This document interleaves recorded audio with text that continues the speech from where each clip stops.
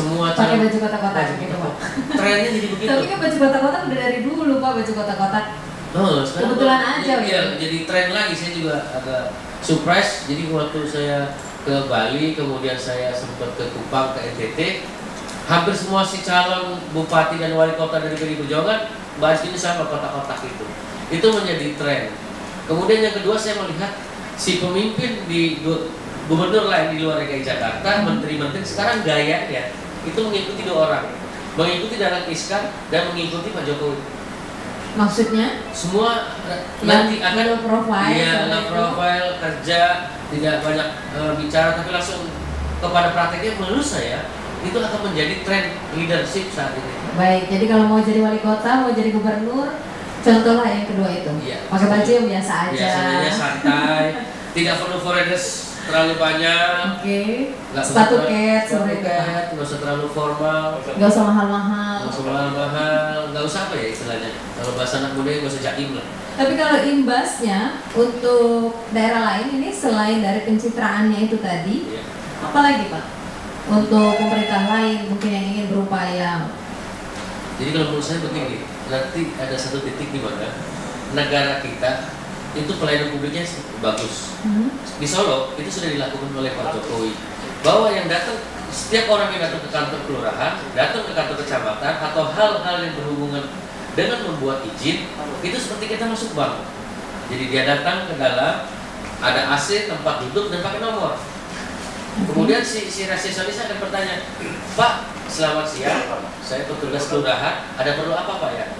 Oh, saya membuat KTP. Oke Pak, buat KTP syaratnya ini. Jadi manusia dimanusiakan. Kalau sekarang ini, kalau kita datang ke kantor kelurahan di DKI Jakarta, sangat sedikit kantor kelurahan yang ketika masyarakat datang tuh bertanya. Yang ada adalah mereka seolah-olah tidak butuh masyarakat lah. Itu yang kita akan berubah gayanya. Baik, jadi nantinya masyarakat datang dilayani. Seperti itu. Harus seperti itu. Baik.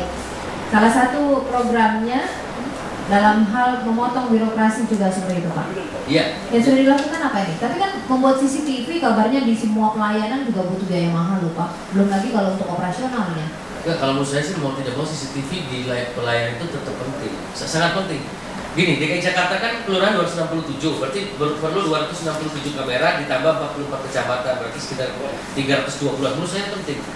Jadi ketika ada satu pelayanan kurang dilakukan di satu tempat, udah langsung kelihatan oleh gubernur dan wakil gubernur. Menurut saya setuju dengan Pak Basuki. Apakah CCTV itu penting? Sangat penting. Jadi sebenarnya si orang PNS terdepan yang melayani masyarakat betul-betul memanusiakan masyarakat DKI Jakarta. Orang takutnya seperti ini. Nanti kalau mau pakai CCTV, belum lagi untuk pelayanannya, sebentar-sebentar rusak, sebentar-sebentar tidak bisa dipantau. Nah, ini kan biayanya juga gede loh Pak. Ya, mudah-mudahan nanti yang menjadi pemenang proyeknya yang betul-betul melaksanakan lah. Itu aja pesan sponsornya lah. Saya yakin kalau Pak Jokowi, saya yakin lah, beliau sangat jujur, di Solo tidak pernah mengambil gajinya. Dia tidak perlu, kayaknya sudah nggak perlu butuh apa ya, secara materi dia udah cukup lah. Baik, saya bacakan SMS ya Pak William. Ini menarik Pak William. Dari Pak Sundoro di Kalimantan Tengah. Wacana ibu kota negara pindah ke Kalimantan Tengah mohon dilanjutkan karena Kalimantan 1,5 kali Pulau Jawa, penduduknya 3 juta jiwa. Semua daerah tuh bicaranya seperti ini Pak. Kalau di Sumatera juga bilang begitu.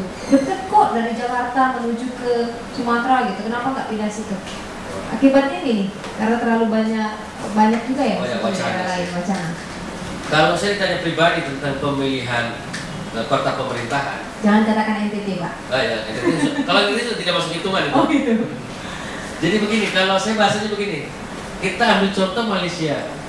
Malaysia secara konstitusi ibu kotanya adalah Kuala Lumpur.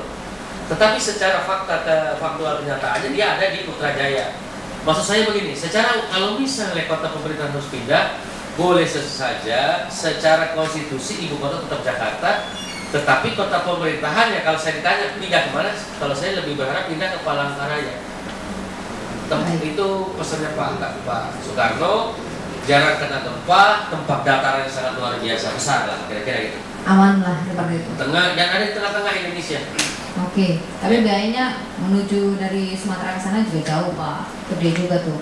Oh ya, kalau menurut saya sih masyarakat ke kota pemerintahan nanti akhirnya jarang, lebih banyak ke kota bisnis. Baik. Nanti terakhirnya begitu. Jadi harapannya seperti itu. Ya. Baik. Kami juga masih nantikan untuk SMS Anda pendengar, silakan di 081399399888. Anda bisa ikut juga untuk berperan serta atau memiliki pertanyaan lain. Nah, saat ini kan kalau misalnya nanti berhasil imbasnya cukup baik. Mungkin banyak lagi juga daerah-daerah yang akan mencontoh. Tapi program apa yang ingin dicontohkan oleh Pak Jokowi yang dibawa dari Solo ke Jakarta yang menjadi trennya dan akan dicontoh oleh daerah lain? Kalau pandangan saya ada dua hal dari kota Solo yang kita harus belajar. Yang pertama pelayanan publik. Pelayanan publik bahwa si masyarakat betul-betul dimanusiakan di setiap dia mengurus perizinan. Kan Pak Jokowi target semua perizinan yang ada di DKI Jakarta paling lama 6 hari. Kemudian urusan yang lain itu paling lama 1 kali 24 jam. Kalau beliau sedang bercerita dulu contoh di Solo. Solo itu kalau membuat KTP paling cepat 1 minggu, tapi ketika beliau menjadi wali kota paling lama 12 jam. Itu yang pertama. Kemudian yang kedua adalah bahwa si kaki lima itu harus ditempatkan pada tempat yang tinggi. Jadi di Solo ini semua kaki lima itu mendapat tempat yang sangat layak, diberikan tempat yang sehingga si konsumen itu merasa betah di situ. Dan saya yakin DKI Jakarta bisa melakukan itu sehingga kita tidak terkena kemacetan dan kaki lima sangat dihargai. Karena saya termasuk orang yang konservatif begini. Menurut saya yang namanya hipermarket, yang namanya minimarket, stop Jakarta. Moratorium saja. Sudah tidak perlu izin lagi buat mall baru, sudah tidak perlu izin lagi minimarket, sudah terlalu banyak. Karena kalau menurut saya pribadi, pedagang kaki lima kalau dia tidak berdagang hari ini, dia tidak makan hari ini. Tapi si pemilik minimarket, si pemilik hipermarket, dia tidak berjualan sebulan, dia masih bisa makan setengah tahun. Gitu kira-kira. Gimana cara ngatasinya Pak? Solo kan beda sama Jakarta. Solo kecil loh Pak. Jakarta ini DKI untuk di Jakarta Timur aja udah gedenya luar biasa. Nah menurut saya begini, salah satu yang membuat kemacetan di DKI Jakarta adalah terlalu banyaknya mall. Hampir semua titik mall yang ada di DKI Jakarta pasti membuat kemacetan dan imbasnya itu kemana-mana. Dan yang kedua, menurut saya sekarang antar mall sudah saling saling kayak seperti serigala itu loh, saling menerkam. Jadi sudah ada keuntungan untuk membuat mall. Menurut saya moratorium itu mall stop aja lah, minimarket stop, mall stop. Tapi sudah terlalu banyak. Mall kan investasi Pak, multikultur dari berbagai juga, mulai dari pengusaha, dari berbagai daerah, mungkin juga bahkan dari luar negeri Pak. Nah ini saya alirannya begini nih kira-kira Mbak. Menurut saya tugas negara itu adalah melindungi rakyat yang mempunyai kemampuan modal kecil. Kalau si masyarakat kecil itu, maksud saya pedagang kaki lima, dibiarkan bertempur bebas dengan si pedagang, dengan pemilik modal besar, maka si pemilik modal kecil itu akan selalu kalah. Jadi apa gunanya ada negara? Baik, saya bacakan SMS ya Pak. Sudah cukup banyak nih yang masuk. Ini dari Ibu Lika. Gimana untuk mengatasi masalah kaki lima tadi? Soalnya Solo dan Jakarta kan berbeda. Solo kota kecil, sedangkan Jakarta luas sekali. Ada rencananya, dan rencananya ada bedah kampung di rumah kumuh di Jakarta. Bagaimana realisasinya? Oke. Ada juga SMS ini yang masuk dari Pak Wahyu Nusantara Aji di Pondok Indah Jakarta. Menurutnya 7 hari pemerintahan Jokowi Ahok sangat menunjukkan hasil yang akan membawa Jakarta ke arah yang lebih baik. Baik, lalu juga ada Pak Andreas di Kalimantan Barat. Saya ingin Gubernur DKI terpilih tidak hanya teori, tetapi lebih banyak berbuat, buktikan janji waktu kampanye, karena masyarakat ingin bukti bukan janji. Masih ada SMS lain, tapi ditahan dulu. Silakan Pak, ini ditanggapi. Ya, dari Ibu Lika, terima kasih Ibu Lika. Jadi mengenai kaki lima ini begini, seluruh di DKI Jakarta itu ada 44 kecamatan. Jadi Pemda DKI Jakarta itu harus membeli tanah yang khusus disediakan untuk kaki lima. Jadi itu tugasnya si Pemda DKI. Kemudian di setiap kota itu harus ada satu mall, minimal satu mall untuk khusus pedagang kaki lima. Jadi akan ada 44 titik untuk kaki lima dan akan ada 6 mall. Pulau Seribu bukan mall ya, kalau Pulau Seribu terlalu kecil, jadi lebih tepat Pulau Seribu apa ya, supermarket lah. Tapi di 5 kota itu harus ada 5 mall untuk pedagang kaki lima dan 42 titik untuk pedagang kaki lima.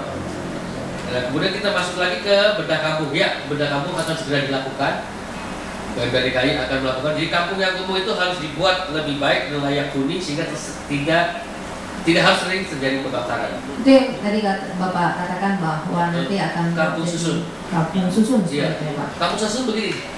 Jadi kan masyarakat sekarang ini rumahnya dempet, ya saling berdekatan, jalan tidak jelas, kadang-kadang belok kiri, belok kanan, motor tidak cukup, semua dilubuhkan. Ya. Kemudian misalnya si gabungan dari 300 kakak itu, misalnya kita anggap aja 1000 meter persegi ada terdiri dari 300 kakak. Karena tidak diatur, jadi saling jalan tidak beraturan. Semua rumah dilubuhin, yang di luas 1000 meter persegi itu.